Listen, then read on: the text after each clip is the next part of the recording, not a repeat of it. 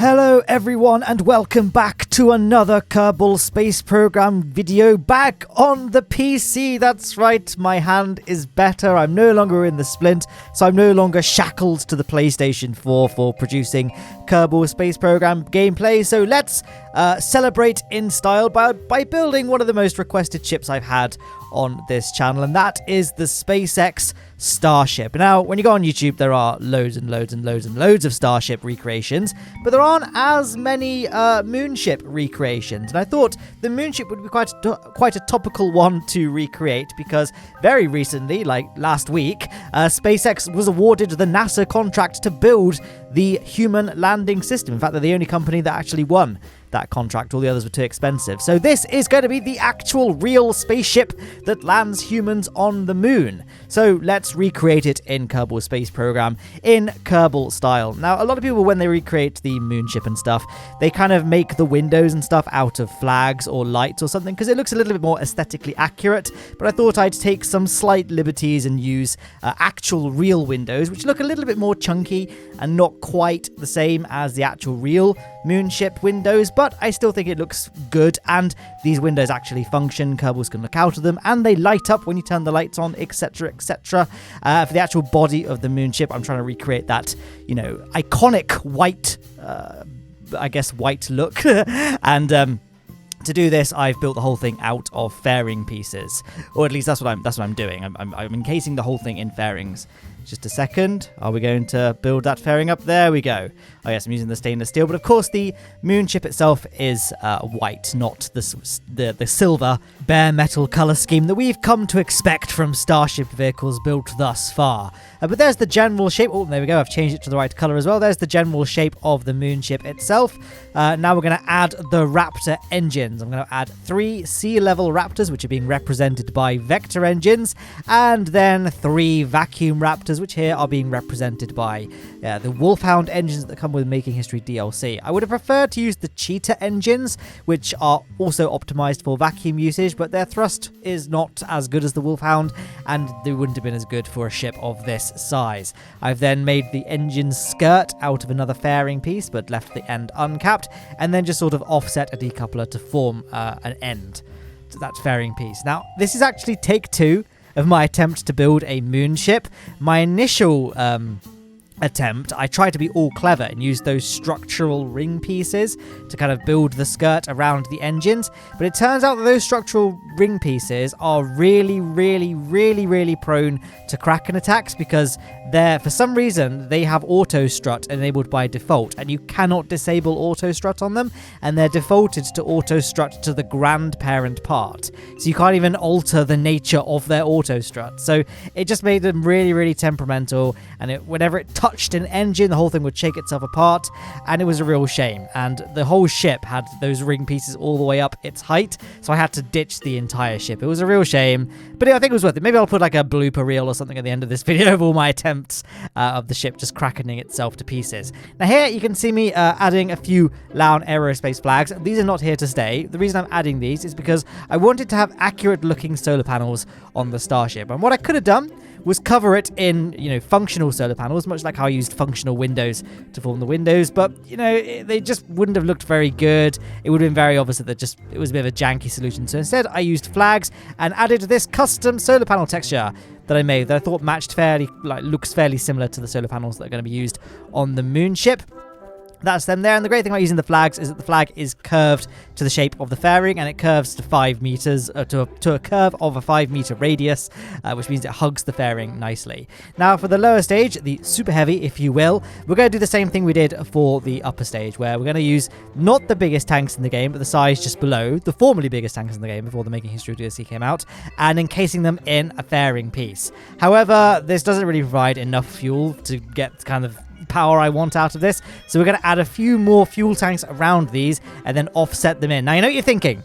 This is cheating. You're offsetting fuel tanks into each other. However, I did the maths, and if I'd built this properly and just used 5-meter diameter fuel tanks instead of this weird solution of narrower tanks inside a fairing, then the fuel levels would be the same as what I've got here with this sort of clipping solution. So in theory, there's not an excess amount of fuel here or like an unrealistic amount of fuel. It's just distributed in an unrealistic way, if that makes sense. Like all of the dead space inside what will become the fairing, I'm building it now, all the dead space and empty parts inside this fairing, if it were filled with fuel, that would mean that there would be no fuel clipped inside other fuel. Does that make sense? I hope it makes sense. I've got one fuel tank here at the bottom that isn't inside the fairing, just because I want to have this disabled, so we just enable it for our landing burn, and it's much easier to select and, you know, enable it and disable it if it's not inside the fairing. And I think it adds a nice little sort of visual flair to have a single kind of painted ring at the bottom of the Starship. Now,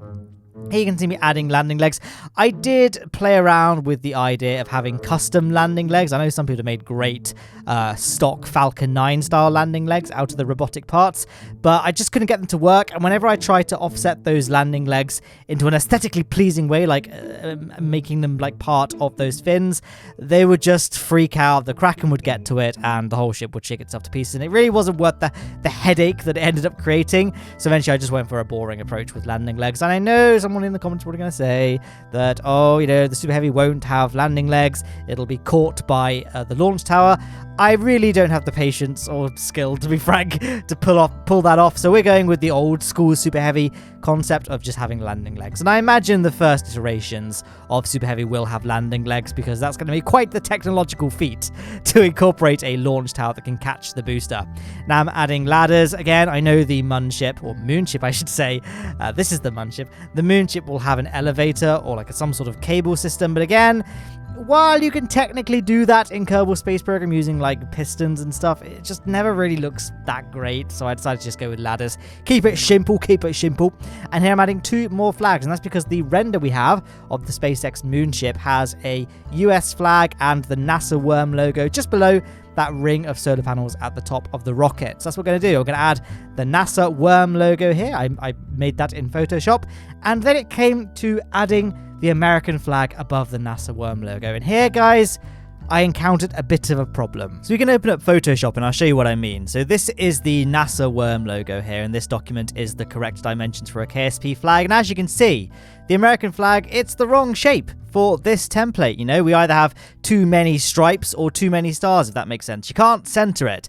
So I had to find something different. But don't worry, guys, I found the perfect alternative. And here it is. It's the logo of this video sponsor, CuriosityStream. CuriosityStream has an immense library of streamable documentaries and non-fiction TV shows that span a wide range of topics, from lifestyle to history to science and technology.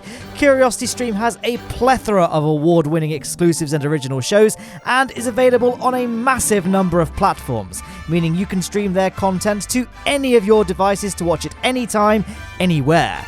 Just use the code mattlowne, or simply click the link in the description to get 25% off and pay just $15 for an entire year.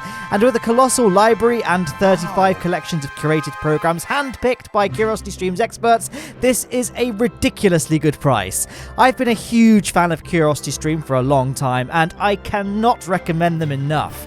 Give it a go. For just $1.25 per month, this is the best value streaming service money can get, hands down. And I, for one, think the logo looks very spiffing on the side of the rocket here. High-quality documentary streaming services aside, has anyone ever done this before? Am I the first to have a video sponsor where the sponsor is on the side of the rocket throughout the video? I thought that was kind of a fun idea. I mean, you see it all the time in things like F1, like even the drivers, they walk around looking like billboards. The whole jumpsuits that they wear are covered in logos and stuff. So maybe this could be a way that, you know, budding aerospace people in the real world could try and get funding for their space programs. Just cover the rocket in corporate logos. What would be a good rocket sponsor? Maybe something like Tesco Everyday Value Rocket. You know, that would be a great one. That was for my British viewers, by the way. Peace. I realized that was a reference that maybe Americans might not get. Do you guys have that in America? Like budget brands for stuff in like the shops? So like we go to a Target, or Costco, are they American shops, I think? Are there like branded, like non-brand? I'm sure there must be, right? Anyway, by the way, we've launched the rocket. Oh my goodness, we've launched. So it's not really the right number of in air quotes here, raptors on that first stage, but this is just the amount I could fit inside the lower skirt, whilst also whilst keeping the thrust weight ratio at a reasonable level. It's just I think it was like 1.3 thrust weight ratio. Any higher than that would have been a little bit overkill. So the engine configuration for the Super Heavy is not completely true to what the real Super Heavy will be like, but regardless, I think it still works pretty well. And hey, look at those beautiful engine plumes. That's right, I've installed another visual mod. I've installed Waterfall. Did I say that weird? Did I say that Waterfall? I feel like I slurred a bit. Waterfall. Looks really, really good, and it actually altered the sound of the rockets as well. I'm using like a config file. I don't think it's the stock ones. Maybe that's what changed the sound, but I must say, I really like it. It's basically like Real Plume, but people say that it looks a bit better than Real Plume, so I don't know. I've never used Real Plume, so I can't comment on the drama, but I really like it, and that's what that is. Anyway, now we're going to make a quick save, and then stage and prepare to perform our Super Heavy landing. So we're going to do our boost back using all of the Raptor engines, and then we're going to perform our landing itself just using the 4 central engines, which you can toggle using action groups that I set up, and I do not recall what I set them as. So when you download this craft file, just double check that. Yes, sorry guys, that is the dirty secret of this craft. Unfortunately, it doesn't really properly work. Like, you can't do a real mission in which you recover the Super Heavy and get the upper stage to orbit. It's either or. I mean, we have to load a quick save, land the Super Heavy, and then pat ourselves on the back, and then undo all of that progress, and then go back to the point where we quick saved and get the upper stage to orbit, sacrificing the Super Heavy in the process. I haven't tried doing this any other way though. Like, I know there is a method in which you can do a rocket like this where you have a first stage that lands itself and get the upper stage to orbit, and it's all stock and you save both. I know there is a way of doing that by having a very, very steep ascent profile, and I think EGSA, the Twitch streamer KSP guy, I think he does this quite routinely, but I've never actually tried that, and I've not tried it with this. So maybe that's a little challenge to the community. If you want to download this craft file, it should be in the description. See if you can get this to orbit whilst saving both the Super Heavy and the upper stage and flying it normally. I haven't been able to, but then I haven't really attempted it too well. What I should have mentioned at the time, by the way, is that I staged when there was about 1,000 meters per second of delta V remaining in the Super Heavy stage. This is like allows for a lot of room for compensation, which is really something I need because I don't do many recoverable rockets like this. So I like to have the extra sort of safety net of, in this case, 356 meters per second of delta V remaining. So I guess you could go as low as about 700 meters per second remaining in the lower stage before you separate, but I just went with 1,000 meters per second because it was a safe margin, and it still leaves us with enough delta V to safely get into low Kerbal orbit. So it's your call there, guys, however brave you are. And with the landing of the Super Heavy out of the way, we can reload that quick save and go back to our upper stage and get that into orbit. Now I'm going to initially burn using the 3 sea-level Raptor engines to get ourselves out of the thickest parts of the atmosphere. Then once we get towards space, we'll switch over to the 3 vacuum Raptors. Of course, I'm saying Raptors, but I mean the Vectors and the vacuum and the what are they called? The Wolfhounds. That's the one. Now I know some people might be commenting that the actual Starship Moonship won't have any sea-level Raptors because it's not going to land back on Earth. It's just going to, I guess, burn up eventually. But, it might need the sea-level Raptors just to get a little bit of a boost whilst it's still not quite out of the atmosphere. Who knows? I thought I'd just add them anyway because this is the only information we have. And there is an older render that does show, like, what looks like sea-level engines. So, I'm going off official stuff here, guys. So that's why I did this. And I don't know if this could get to orbit very well just relying on the Wolfhound engines. Again, I haven't actually tried. I probably should have tested this craft a bit more thoroughly before launching into a big commentary explaining it. But, I'm just saying. I'm just saying, guys, if you're welcome to make your own moonships, but this is my video, gosh darn it, and this is how I did the moonship. And I don't really want to twang my own banjo, as it were, but I think it came out pretty nice. And I quite liked the little landing gear shrouds that I made using the airplane wheels to sort of cover up the ugly landing legs. That was that. But I am open to critique here. If anyone does have any means at which I could improve this, let me know. And some of you might be wondering, well, Matt, the first thing you could improve is the delta V. There isn't really enough delta V to do a full Mun mission, and aha, here we are on the launch pad. That's right. The real SpaceX Moonship will be refueled once in low Earth orbit. So let's do that again. Well, let's do that in this. Let's do that in this video. Not gonna do any cuts, guys. I'm very excited to show you my Starship replica. I'm gonna do this launch quite quickly. We're gonna just ditch the lower stage and just have a sacrificial upper stage. We're not gonna recover anything. This is just for illustrative purposes of what a refueling mission would be. I realized as I started doing this launch that I was like, maybe I should have developed a Starship replica first, so that when it came to refueling the Moonship, I had an actual proper Starship to use.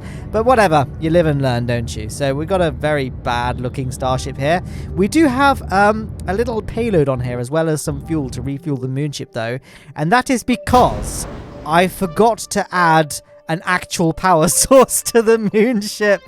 Yes, I was like, oh, I haven't forgotten solar panels. There they are, but of course they're flags. They're just for illustrative purposes to make it look like aesthetically the same as the real SpaceX Moonship. I was like, oh, hang on. I forgot to add RTGs. I could have sworn that I had added an RTG whilst I was building the ship out. Like, I made an indented bit of fuel tank that I put all the batteries and stuff in and the SAS units, and I could have sworn I added RTGs to that little bit, but I guess I didn't. So, oops. So I brought a little storage container on this Starship, and one of the engineer, Bill Kerman, who's the engineer, can get out and quickly weld that RTG to the inside of the Moonship, so that we can actually get to the moon and back without running out of electricity. Now, all that being said, we do have a lot of electricity in it, so it might be okay, but it's not a risk I wanted to run, to be quite frank. And yes, as you can see, I've just been doing my my rendezvous. We're getting pretty close now, so I guess not much more to discuss about that. The starships were actually pretty easy to dock with each other, but I used my my in air quotes Lowne lazy method of docking by just having both ships automatically point toward each other. So it wasn't really a big deal about getting them docked. So there's not much to really discuss about the docking procedure. Is there anything else I needed to talk about with this rocket, with this starship? I mean, I will be attempting to land this starship. This is the Lowne Aerospace Starship SN1 or Mark 1. I don't know, whichever school of thought you subscribe to. Speaking of subscribe, you should subscribe to this channel, which is something I should do, isn't it? You know, YouTubers, they ask for subscriptions, and I do this very well in my Space This Week series, because that's a very formatted, this is like A, B, C, X, Y, Z, this is what happens in this show, it's the same place, in the same order, every episode. But in Kerbal Space Program videos, it's a bit different. I have a really sort of articulate explanation about what the thesis of the video is going to be. I'm like, hello everyone, I am going to do this mission, this is the rocket I'm going to be using, X, Y, Z, and then it gets like to the launch. Like for now, I'm now 18 minutes in. I feel like I've said all the things I wanted to say. And now I'm like, oh, what do I talk about? So I then evidently start talking about the difficulty of recording commentary. Oh, by the way, here you can see me doing the thing where I was taking that RTG, and I sort of gradually hopped it along the starships to get to the part, to get to a place where I could weld it inside the Moonship. I didn't want it on the external fuselage of either spaceship, so I'm going to just weld it there, and I'm going to do one final hop. Hop? Is that a pun? I don't think it is. we can do one more sort of shift along to get it inside the fairing. You can actually see that I did allocate a space for it. There we go. So if you download this craft file, because I'm far too lazy to make any modifications myself, if you download this craft file, then just make sure you add a couple more RTGs, because one is fine, but it could really benefit from maybe 2 or 3 or something like that. I feel like I very, very rarely correct any defects with the craft files that I upload, and I feel like it's a rite of passage, right? If you want to take the shortcut and cut out all the hard work I had to put into by developing the craft, then you can at least suffer through the video so you can find out all the minor changes that need doing.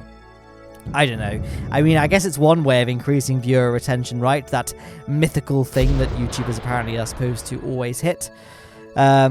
Anyway, here we are re-entering with the Starship. Now, I thought, you know, we haven't got any landing legs, so I never really planned on recovering it. But hey, let's try and do a soft landing in the water so that it will survive and we can recover it for flight another day. So here you can see me getting ready. So I've got the 3 sea level Raptors all ready to go, and here we are.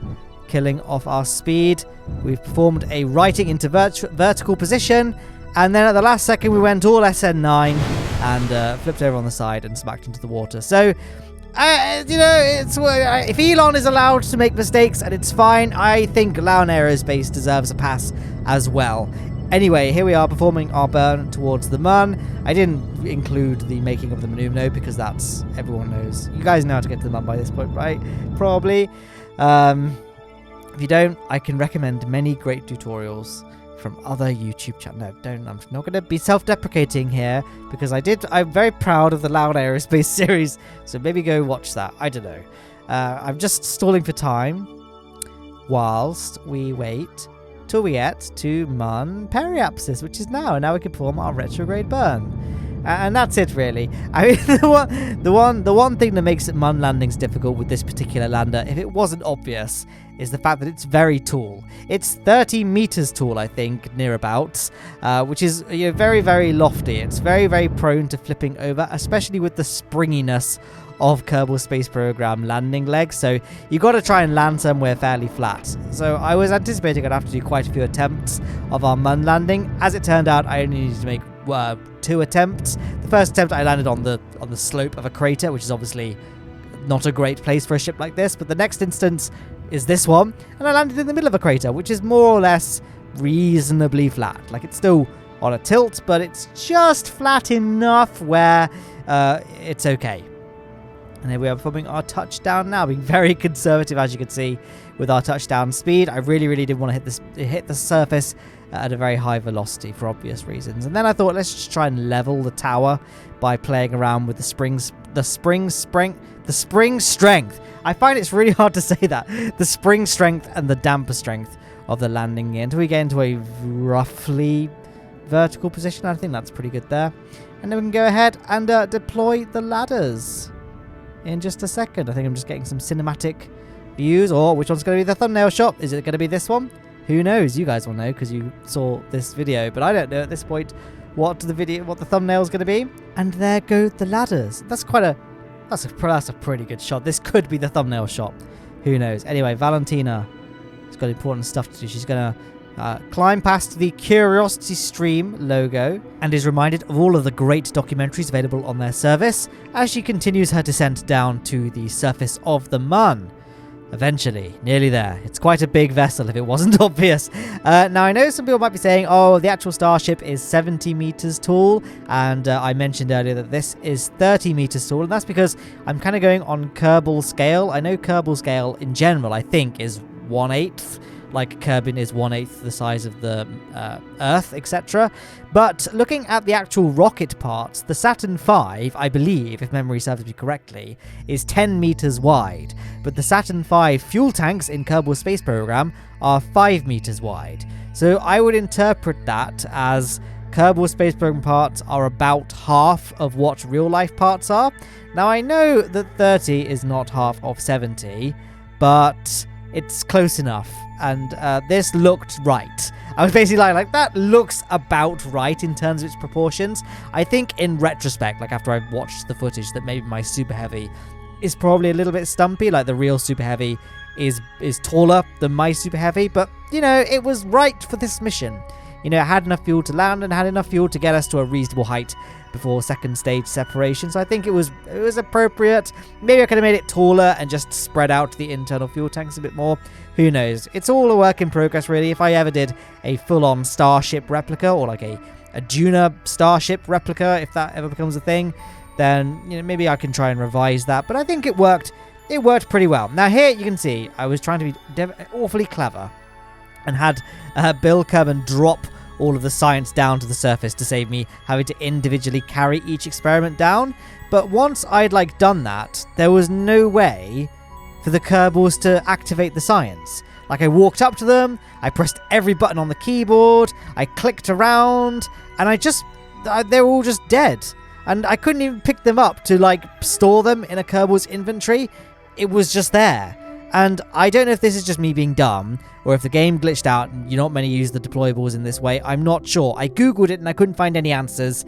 And I checked the second page of Google, okay? So I was thorough. And maybe I just discovered a bug or something, but yeah, don't do that, guys. I'm afraid if you choose to bring cargo with you, you're gonna have to do it the non-lazy way like I did. Anyway, I said, you know what? It's fine. We've unlocked the tech tree, and unlike in the real world, we've done many a moon mission and beyond. We visited every planet in the solar system, so we're not really going to get any meaningful science from doing kind of deployed science experiments on the surface of the moon. So I said, let's just go. And so that's exactly what I did. Now at this point in real life, the plan is that the moon ship will dock with the orbiting Gateway Moon space station, and then the astronauts will disembark and get on board the Orion spacecraft, which will then get them back to Earth. And then the SpaceX spaceship will either stay in space and do another moon landing in the future, or we'll just go back to Earth and burn up in the atmosphere. I believe that's a correct summation of the plan. However, here at Lowne Aerospace, we play for keeps, and I'm sure CuriosityStream would not like their logo to be destroyed, burned up in Kerbin's atmosphere. So we're going to try and land this thing back at Kerbin. If it wasn't obvious, I have drogue chutes on this thing. I thought I was being awfully clever by using drogue chutes instead of something like air brakes or grid fins, because I'm like, they got a low profile. People won't see it coming. They won't expect me to try and do a Kerbin landing. They won't expect me to try and do one of those because there are no obvious air brakes or anything like that. And then I remembered that, oh yeah, it'll be visible the entire time in the staging window. So I guess this probably isn't a surprise to any of you that were paying attention. But regardless, I think it was a nice idea. And hey, I've got to try and land this thing without air brakes to try and, slow ourselves down and steer ourselves. And we're going to try and land it back at the Kerbal Space Center, which was a very bold thing for me to try and do. I wasn't going to try and aim for anywhere specific, like the helipad or anything like that, but just anywhere kind of near the Kerbal Space Center. Like you can see the buildings have entered render distance. That was kind of my threshold for this is okay. So of course we want this thing to get back to land in one piece. So really re-entering on the first go wouldn't have been very safe. We probably would have overheated and something would have exploded. So I've done a few sort of air brake passes initially just to lower our apoapsis to a point where, we're re-entering at an unsafe speed. Really, I guess this probably didn't need qualifying. You guys get it at this point, but I'm just saying for completeness sake, because I've got nothing else going on that I could talk about really.